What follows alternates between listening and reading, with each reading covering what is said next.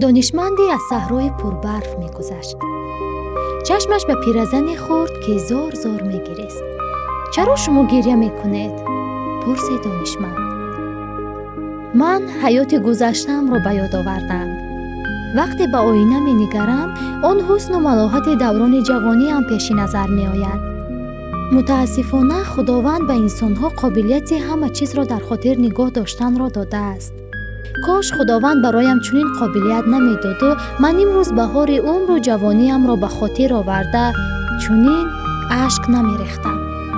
دانشمند اندیشمندانه دور و دراز به صحرای پربرف چشم دوخت. این زمان پیرزن از گریستن باز ایستاده از او سوال کرد. شما آنجا چی را میبینید؟ صحرای پر از گلهای رنگارنگ را جواب داد دانشمند. خداوند خیلی مهربانی نموده و به من قابلیت همه چیز را در خاطر نگاه داشتن را داده است. او می‌داند که من همیشه در فصل زمستان بهار عمرم را به خاطر می‌آورم و تبسم می‌کنم.